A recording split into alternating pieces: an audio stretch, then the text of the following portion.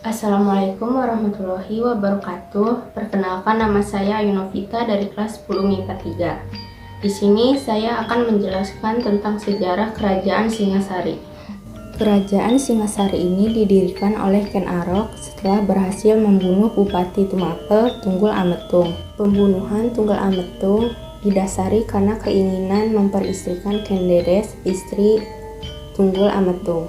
Setelah berhasil membunuh Tunggul Ametung dengan keris Pugandring dan memperistrikan Ken Dedes, Ken Arok menjadi Bupati Tumapel. Tumapel ini merupakan bagian dari wilayah Kerajaan Kediri. Puncak kejayaan Kerajaan Singasari terjadi pada pemerintahan Kertanegara. Ia bergelar Sri Maharaja Diraja Sri Kertanegara. Kertanegara memiliki gagasan politik untuk memperluas wilayah kekuasaan. Tuhan Kerajaan Singasari mulai terjadi ketika Kertanegara mengirimkan wakilnya ke Kerajaan Melayu supaya mereka mengakui kekuasaan Kertanegara. Ia sudah lama mengetahui rencana kewilayahan atau Raja Mongol yang ingin menguasai Nusantara. Raja-raja yang memerintah di Kerajaan Singasari antara lain, yang pertama Ken Arok. Ken Arok memerintah dari tahun 1222 sampai 1227 Masehi, yang merupakan pendiri Kerajaan Singasari dan diberikan gelar Sri Rangga Rajasa Sang Awurwa Bumi. Ken Arok terbunuh pada tahun 1227 oleh suruhan dari Anusapati, anak tiri Ken Arok, dan ia dikebumikan di Kegenengan di bangunan Siwa Buddha. Raja kedua yaitu Anusapati. Anusapati memerintah dari tahun 1227 sampai 1248 Masehi.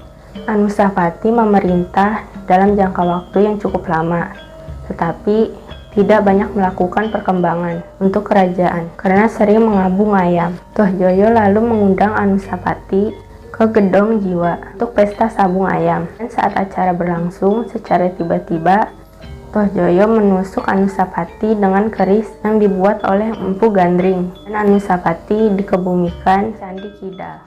Raja yang ketiga yaitu Tohjoyo.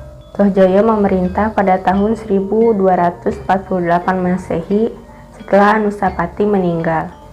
Pemerintahan tidak berlangsung lama, sebab anak Anusapati yakni Ranggawuni membalas kematian sang ayah dan dibantu oleh Mahesa Cempaka serta pengikutnya sehingga akhirnya bisa menjatuhkan Tohjoyo dan memegang kerajaan tersebut.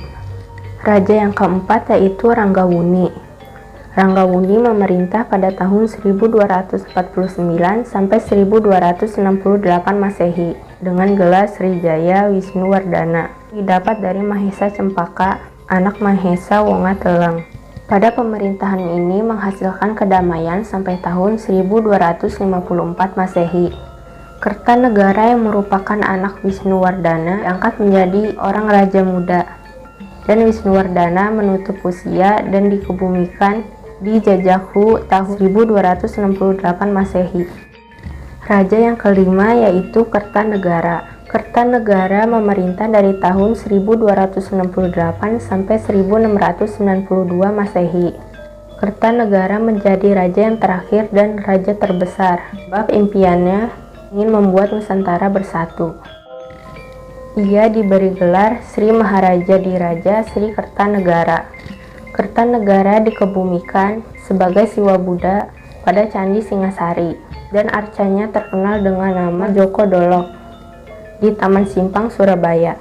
Ada pula peninggalan dan prasasti Candi Kerajaan Singasari, di antaranya Candi Singasari, Candi Jago, Candi Kidal, Candi Jawi, dan lain-lain.